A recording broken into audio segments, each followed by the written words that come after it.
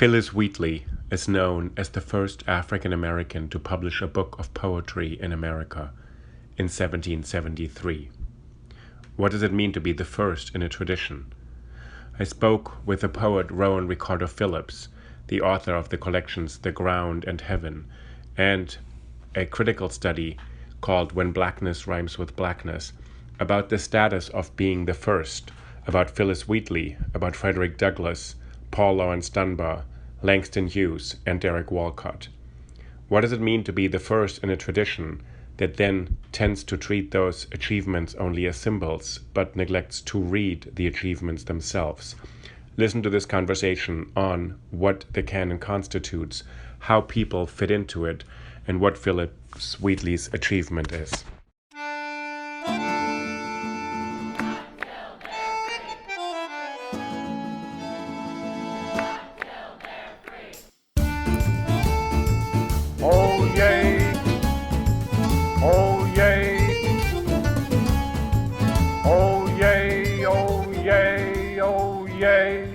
Willkommen, bienvenue, welcome. No, this is not cabaret, it's Think About It, a podcast about the power of ideas and how language can change the world, with Uli Baer. Rowan, good morning. Morning, Uli. So I'm really happy to have you here for a conversation, for Think About It, about some of your works, some of the works of Phillis Wheatley, Paul Laurence Dunbar, Frederick Douglas, maybe also Derek Walcott. So first of all, thank you. Thanks for having me. So in one of your poetry collections I saw, you said at the end of The Ground, you speak about yourself as a kind of troubadour, brilliantly confused, and you say this poem or this poetry was translated from Antiguan to Catalan to American, right? Yeah. So you're a poet and you're also a critic, a literary theorist. And I see you start out speaking in this poetry collection, your first collection, The Ground, from what voice? So it's from Antiguan to Catalan to American. Just give me a sense, what does that mean? Well, the funny thing about that last poem, I think it's very much kind of like in the key signature of my temperament. It's sort of a found poem. If you remember the great Catalan novel Tirant lo Blanc by Joan Matorral, at the end of it, there's a Deo gratis, a kind of like thanking God for having done the work. And I basically took the end of that and I wrestled it into my own type of song. Obviously, it doesn't say, translated from Catalan to Antiguan to American. But I've always thought of the poet's journey as a troubadour's journey. And if you think about the way in which we would be a troubadour today, it's kind of like having a pretty ample sack to keep not just your songs, but the other songs that you want to live with and wrestle with and see the world and try to make sense of that. Fortunately, I grew up not thinking that I had to choose. I lived my life as a non-accented Caribbean person and with a name that's hard to identify, I think, socially or ethnographically, which has led me to I just mind the depths of who I am through what I read and how I live and always trying to do the right thing. Supposedly Baldwin said action is the only testament to moral behavior. I haven't found where he said that. It might be Apocrypha, but I really like the idea of that. To go back to say you have, as a troubadour, sort of a collection of songs, and you're saying a collection of traditions, so Catalan tradition, Caribbean tradition, American tradition. But you just said it's expansive, you can draw on all of that. So it's not to make a choice to say, I'm from here, I write like this is me. No, absolutely not. I think that the choice is to let it all live and breathe. I like to think that the canons out there, the literary and social hierarchies out there, they didn't anticipate me, they didn't anticipate you, right? They were... Probably not. Probably not, right? Probably not. But they're structures that anticipate their future. And what we do as modern beings is we're kind of this unanticipated shard. We kind of ruin their idea of prophecy and prolepsis. And the best way that we do that, I think, is by thinking of ourselves as a center.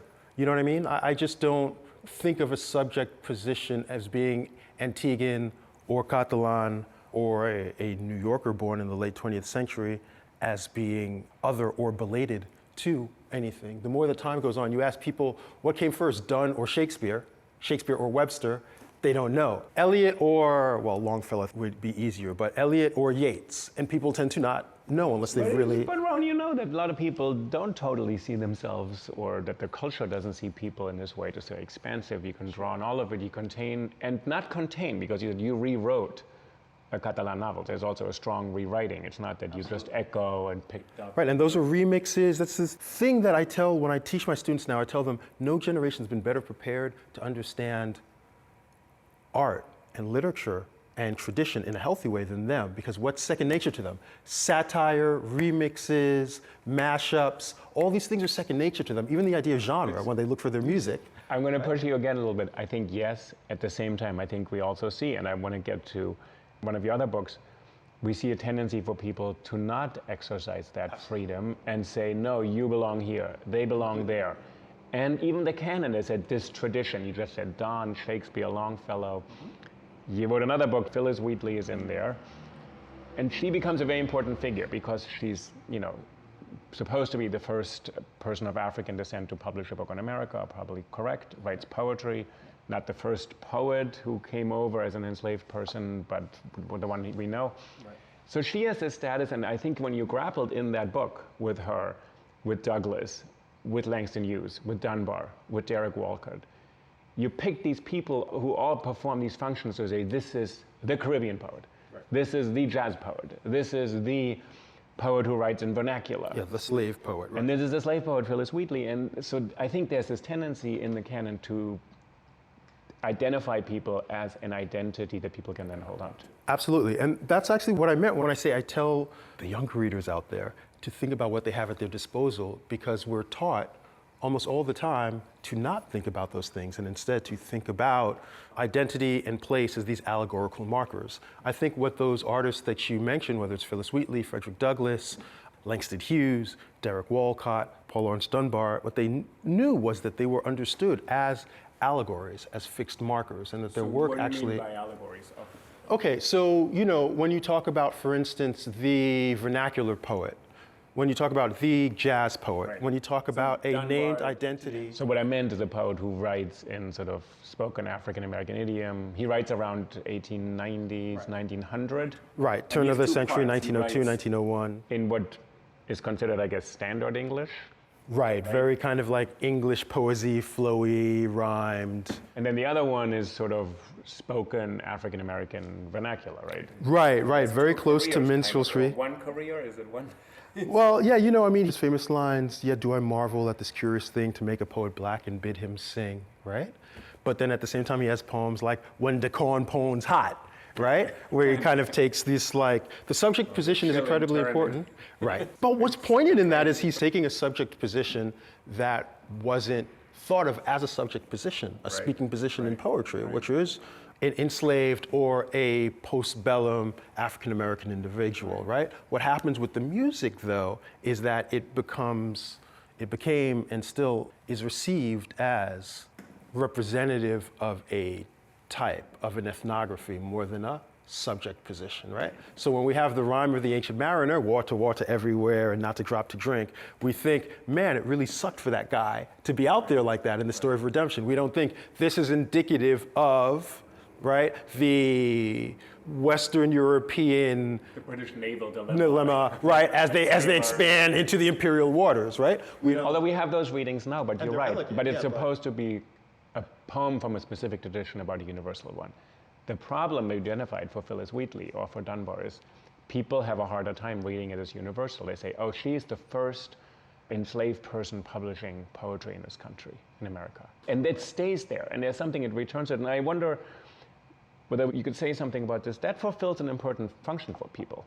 She became a model for so many people, for now hundreds of years, really. Sure. Phillis Wheatley marks the beginning of what we consider an African-American literary tradition. She was the first African-American to publish a book.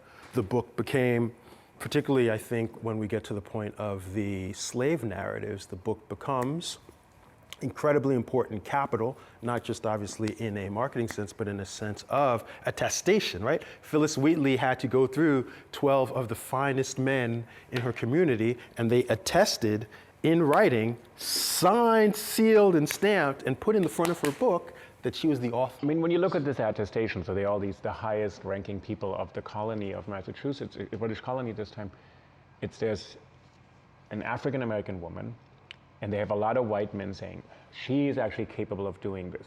She didn't cheat and lie. She produced these words herself. We tested her many times. And so in some ways also, I think what's kind of haunting about this attestation is there's a framing of what African American literature by a bunch of white men sitting in justice over her. Certainly. Say, we can verify you're really you, which hasn't entirely left our culture. This idea, we can verify this is you, we're going to authenticate you, we're going to put our name in front of it, and then the book may sell. No, you know, the funny thing is you can push well into the 20th century and find debut works by black writers with a really hearty introduction by an established critic or other poet. What's touching about the Wheatley situation is that it's important to have firsts, right? I mean, the whole Western canon is built on this idea of firsts. On originality and on authenticity. Yes. I am the first person ever to say it like this. Right. And then everybody after me has to deal with that. Right, and you even have lying attempts. Milton found it so important that he lied, right? Never before attempted in verse or rhyme, right? When Tasso had written, you know, his epic, and, you know, Milton basically just erased that. But the difference between Wheatley and I use the word carefully, the African American literary tradition or canon versus, say, a Homer or Virgil or Horace, is that the work has been frozen in its announced moment. In other words, you look at Milton, you look at Lycidas, and you'll see tons of Virgil, right? You look at Pound or Eliot, and you'll see some of it really obvious of Dante or Homer. That the works that were taken in the Western canon as being the bedrock, the first this, or this is where things flow from, flew into the other works, and then it kind of like became this organic, botanical thing. Whereas with Phillis Wheatley, I'm really hard pressed to think of many, June Jordan is an example, but there are very few traces of her poetics in what has flown out of the work. Now, that's not to say that writers should sound like Phillis Wheatley, just in the same way that writers don't try to sound too much like, well, actually they do try to sound like Dante and Homer. That's a story for another day. But it's just, unfortunately, black writers often are frozen in terms of what they've done, the significance of their work in a timeline, because we understand African American achievement in terms of a timeline, right, more than in terms of the complexity of a certain poetics, which is why, for instance, Langston Hughes, for most people, the Langston Hughes canon is like up until he's 23. You notice? There's the Harlem Renaissance, Langston Hughes, but there's not really the kind of like Dust Bowl Days Langston Hughes, the communist Langston Hughes. I mean, there's wonderful scholarship on all of this. But I mean, just how it's received, the atmosphere of the work, how it's taught in schools. So say this different. It's not that everybody reads Homer that carefully, but you're saying this work kind of spreads almost underground into the canon, and it shapes the canon. The way Eliot said, then every later work has to reshuffle the canon retrospectively. But you're saying with someone like Phillis Wheatley, she gets frozen in this incredibly important role, the mother of African American literature, she's called. In your book, you try to analyze this status and say, what does the status of firstness mean in a canon, which, you said it very cautiously, the African American literary tradition. What's the caution? Why not just say, well, there's that tradition and there's another tradition? Or in a different way, I'll ask, is Phillis Wheatley in the Norton Anthology of American Literature? The way that Whitman is in there, and the way that, you know, Faulkner's in there. Right. You know, when you think about the difference between a Whitman and a Dickinson, for instance, they can be thought of as firsts without it being factual or chronological, and that allows their work to become a poetics. What's dangerous, what's been hurtful, I think, to how Wheatley is kind of like grown as an artist, is that we don't ask, I think, sufficiently, and what does it mean? Why is it important that she was first? She was the first African American author to publish a book in the United States. Wonderful. But there seems to be kind of a self-sufficiency with that. Like, that's what we're supposed to do, produce things that we mark, right? So you have a Margaret Walker, we have a Lorraine Hansberry, and the work becomes frozen. How do you unfreeze it? How do you activate it? Because you say in your book, the simple solution is not just to read the poetry more carefully, but how do you make the status of the first into something that's productive for the second, the third, for the whole generation, rather than say, this is one and you have to live up to it or repeat the gesture. Right, which you can't do anyway. Which you can't do anyway. Well, like, although the tradition you've laid it out in these kind of Bloomian terms is always that, to say, I'm the first, I'm the first, I'm the first. You know, I'm trying to overthrow my ancestors. But here it's a different one. It's actually, maybe that's one thing. Yeah, I find myself thinking about hierarchy a lot. Not just African American literary hierarchy, but actually every language and literature that I know. And I think that my mind, Uli, is inherently unhierarchical. I don't think about hierarchies in terms of kind of like which writer is better than which writer came before another. I understand the need for it in terms of putting together nice anthologies, but I'm not just a critic. You know, we started talking about my poetry. I'm an artist. And for me as an artist, I need more from a work and an idea of tradition than who came before whom. I need an idea that gives me a sense of how this work breathes now. I want Phillis Wheatley to be here with me now. And her when first I reread the poems this weekend, I was actually struck by this really strange, kind of startling empathy she has. There's lots of poems who say, a lady who survived a hurricane in North Carolina, to a woman who lost her brother and her child. And you think, I hadn't seen actually a collection of poetry where someone says, I'm going to just speak to people who've experienced grief I cannot imagine. And this I cannot imagine becomes in the poem. She says, I can't imagine what you've lived through, but I'll imagine it. So it's this kind of expansive imagination. And I actually thought it was striking when I read it, because I'd read all these things. Phillis Wheatley, oh, it's stuck in its time. It's a kind of formal pre-romantic poetry before Romanticism invents the subject position as the driving force rather than divinity or some other order. I thought actually there is something in Wheatley that opens her up, because she doesn't talk about herself only or exclusively. And she doesn't just talk about God. She talks about how do you make sense of someone else's misfortune.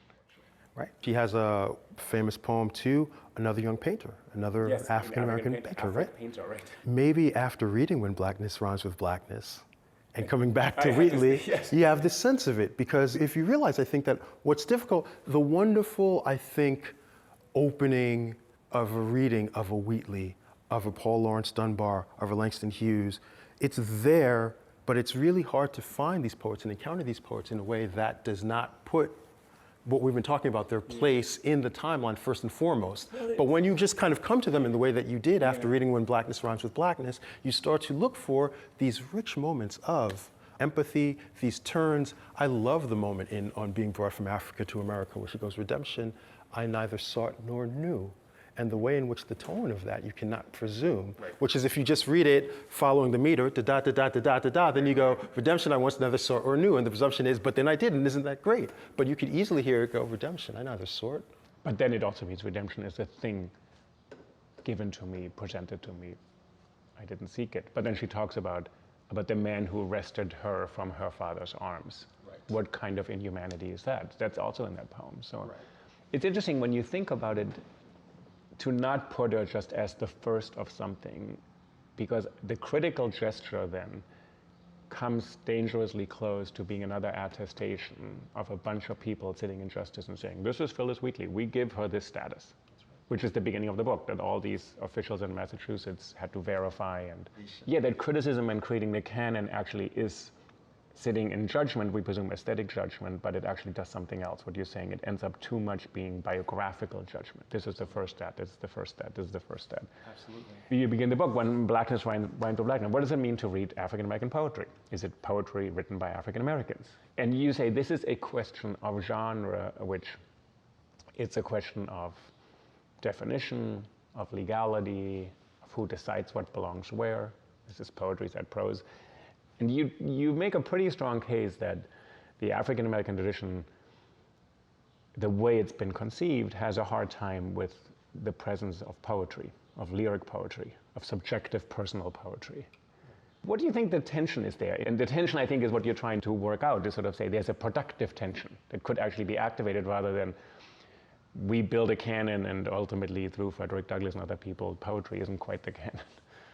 Well, yes, I do argue in Blackness Rhymes with Blackness that poetry is at the center of everything, but poetry is also the big problem and has always been the big problem with how we think about African-American literary canon.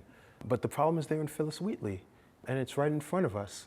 Phillis Wheatley was the first. You'll find 7 out of 10 maybe people, and they say something about Phillis Wheatley, they say, oh, Phillis Wheatley was the first African-American poet to publish poems. And they say it's a positive thing, right? Right, but it's also not true. She was the first African-American poet to publish a book of poetry. Lucy Terry, Jupiter Hammond, and also Francis Williams from Jamaica, who went to Cambridge and wrote in Latin, right? So all of a sudden there's this curious erasure. The difference is there was a book. But why is that so important? Homer didn't publish a book, right? So there's this kind of moment where it's like Phillis Wheatley's achievement was phenomenal, and she should be at the center of a literary tradition, American and African American. But there's this way in which we don't even really consider the primacy that we put not on Phillis Wheatley's achievement, but on the book. All right. And when you do that, you're already saying the poetry comes second. Right. The poetry comes second to the production of this materialist object, right? Which is why we don't talk about Jupiter Hammond at all, there's no book. Right? Because there's no book. Right? And we don't talk about Francis Williams, not only because there's no book, but because there's Latin, which gets us into translation and everything like that, and our kind of like monolinguistic territories. So all these rich complications, and I'm very careful with using the word complications, but all these rich complications that have to do with the role of poetry in thinking about how we began as people get put to the side so we can celebrate and focus on the book. It's actually really interesting. I'm thinking, so Emily Dickinson, an interesting case because she is definitely at the center of the canon, right? If there's a multi-centered canon, but it's lots in letters, hidden in letters, not even set the way we want to set them. There's lots of debates, there's different versions, extant versions. So it's a lot of editors afterwards who create our Emily Dickinson for us. That's mostly white men who sit down and say, this is the right order. These are the right poems. These are the poems the way you should know them. And then you had awesome work like Virginia Jackson's Dickinson Misery. Yes. An awesome book, I love that book. Virginia Jackson's book is saying the Dickinson we have was not the Dickinson who wrote, but it's very hard to establish who was that. Because it doesn't fit into our idea of the canon book to book to book. Right. And that I think is a similar energy to when Blackness Rhymes with Blackness, because what ended up happening, I think, with Dickinson is without saying it, you put the book first and foremost. So then the book becomes the ascent to literacy, to freedom, to escape subjugation and to become your own speaking subject. So right after this, you have the 19th century come and you have the slave and the freed slave narratives. And they're all about making books, producing books and everything like that. There's so much momentum that brought us to the beginning of the 20th century, 1902, 1903, Paul Laurence Dunbar. At that point, there's so much momentum to think about the book, the book, the book, the book, and to not think about these important questions about poetry, how we completely lost Jupiter Hammond, for instance, right? Say something about Frederick Douglass in this role, because Frederick Douglass writes his autobiographies, so they are different status, of course. Well, and there's a... But that brings in what's important, I think. African Americans came to this country and they were making oral poetry. The slave songs, the spirituals, right, were a form of poetic output that eventually became church songs and the blues when we get to the 20th century. But Frederick Douglass, for me, you're hard-pressed to find 19th century African-American poets who can wrestle with the strength and the power and the provocation of the 18th century poets like Jupiter Hammond, Phillis Wheatley, and obviously the poets that came after them in the 20th century. But Frederick Douglass is writing, he writes 3 autobiographies, which I think also speaks to the power of the book, right? I'm going to write this story of myself. And again, it's a type of cultural authority. But in his first one, the 1845 narrative, in the 2nd chapter, so early in the book, he talks about hearing these songs, right? Which are a form of poetry, right? He's hearing these songs, hearing these songs, hearing these songs. And he goes out of his way to say how they move him. They move him emotionally. But he didn't really fully get them because he wasn't there in the middle of it. So there's this sense in which what is African-American poetic material there in a loosely pre-literate period, right?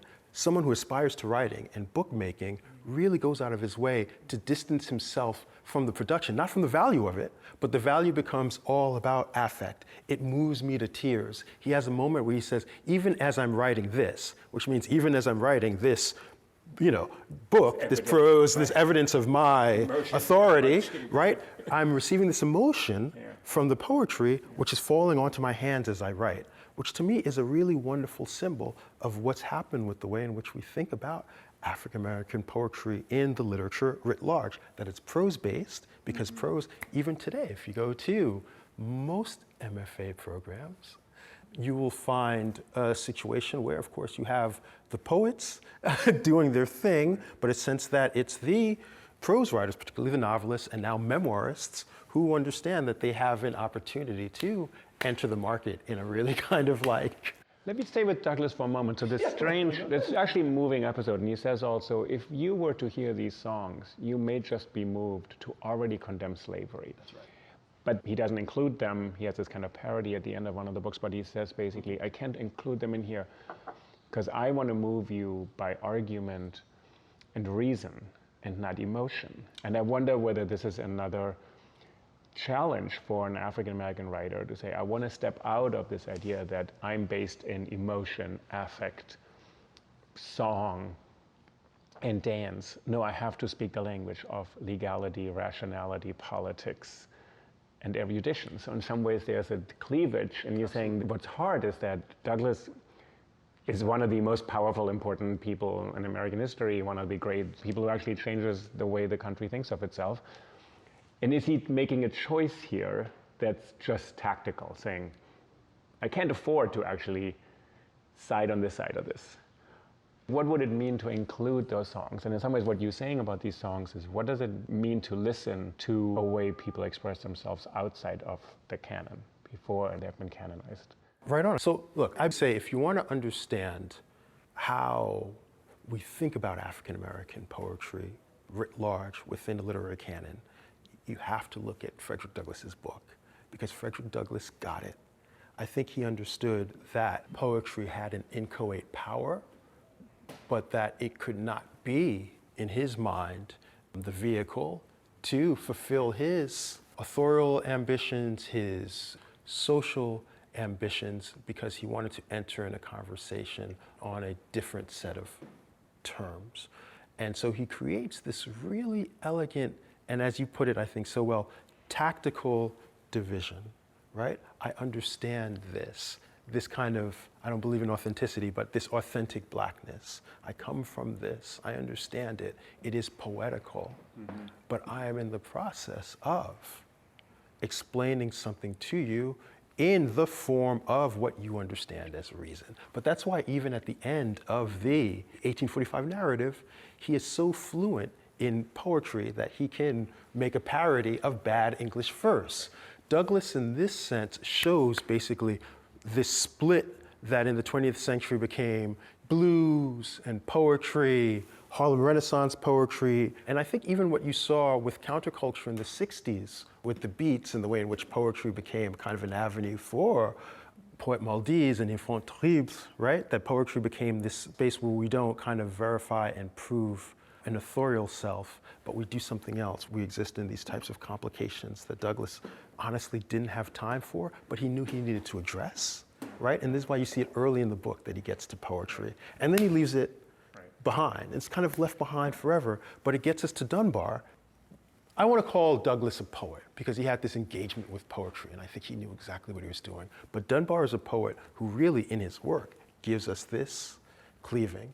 What's sad for Dunbar is that while Douglas could make it about moving affect that he could describe and then leave behind, Dunbar wanted to create a poetic subject using what he thought were the remnants of that type of Black poetic past, but it became so popular for the wrong reasons, this love of mimicry, this love of minstrelsy by white authors, that it, along with alcoholism, just completely annihilated him. On a quick side note, I think that this cleaving that we're talking about is why, for instance, when you think about it, when we think about Black life and Black lives, we've always been encouraged to think about twos. You started by asking me about how I think about both and instead of either or. But it's been Du Bois or Washington, right. Malcolm X or Martin Luther King, right? And it's gone on and on to the point where it was Kool Moe Dee or LL Cool J, right? Jay-Z or Kanye, Lauryn Hill or Erykah Badu. Right. But I think that even all those pop culture moments where they ask, like, who you got, whose side you're on, really, and I kid you not, come all the way back to these moments of thinking about having to choose between one type of affect and another type of authority. And the root of it is the lack of real time that we spent with poetry, and that poetry can be messy. It can provide little or no answers. Keats gave us negative capability from Shakespeare. It's kind of amazing when you think about the Western canon and the way in which they came up with all of these theories to deal with this, like, oh no, you know what I mean? Well, it is kind of interesting. I think when you just said Keats and the Romantics, there's an invention of subjectivity in Romantic poetry, right? Which every poet then ultimately has to deal with and contend with.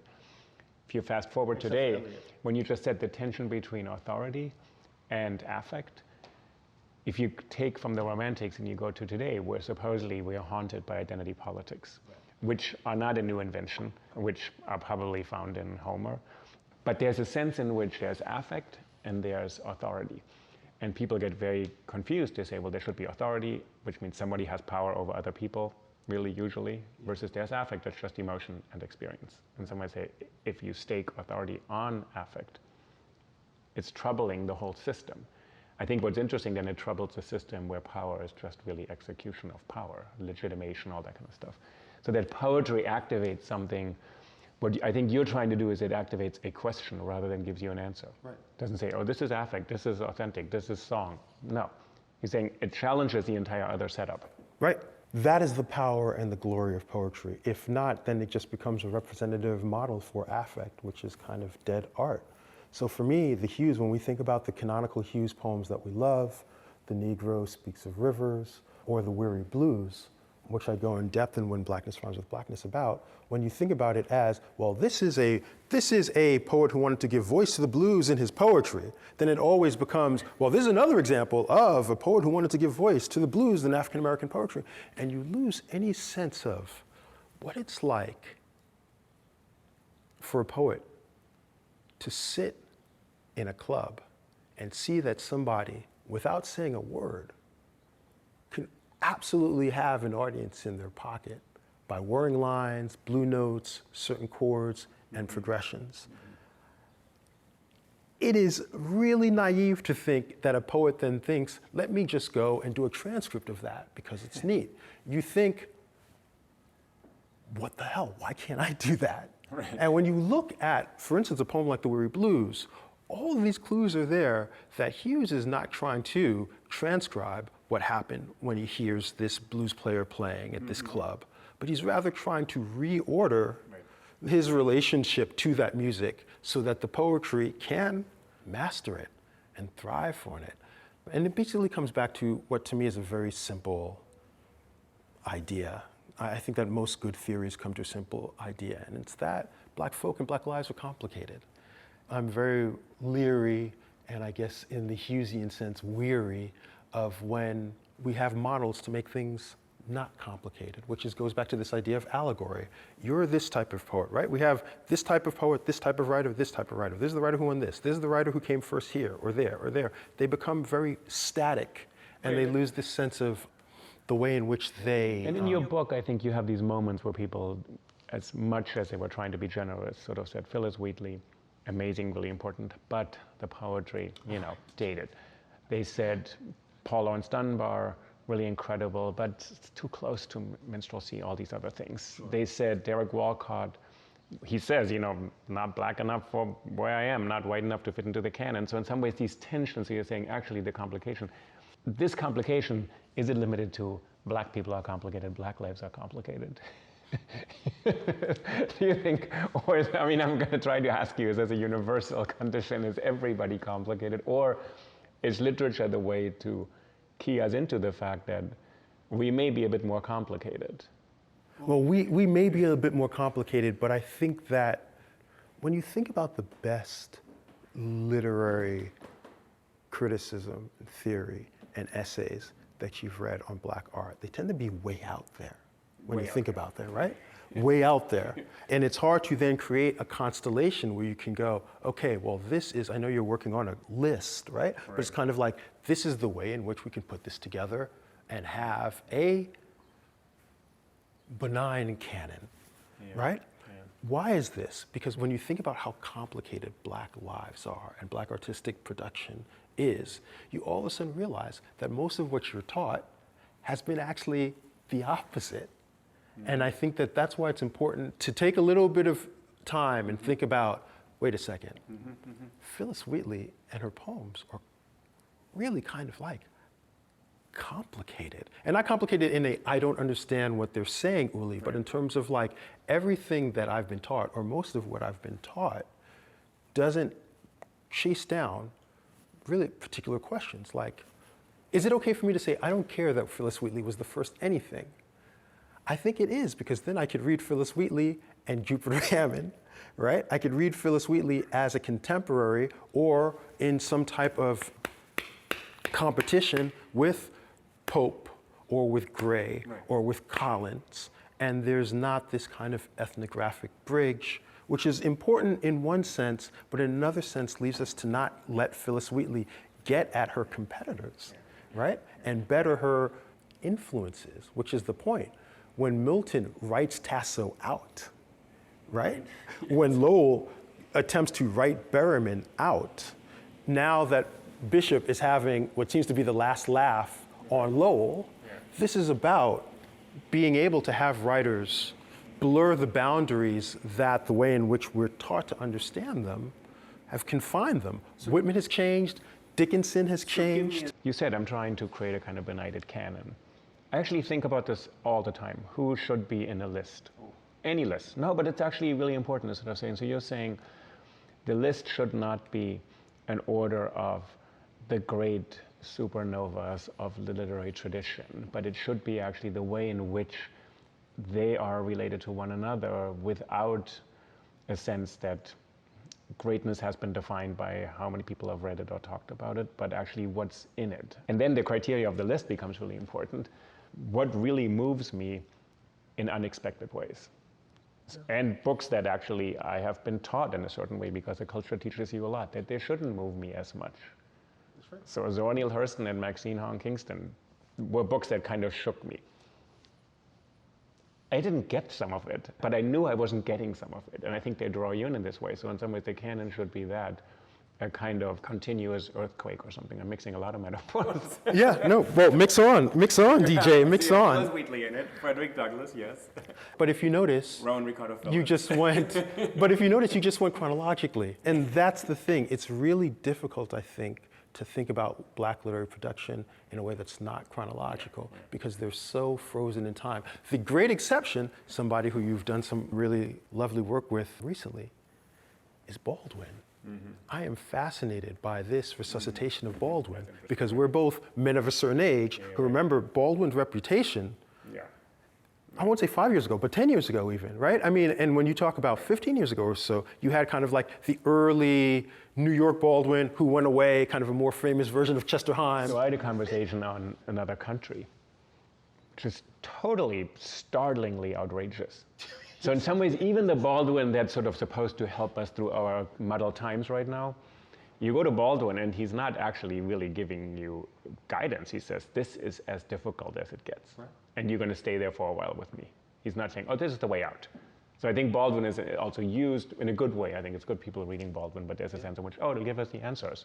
And then you go to Baldwin and says, whoa, it deepens the problem. Right. You say this about the blues in Langston Hughes, and you say the blues doesn't give you the answer to the problem, but says, this is the problem.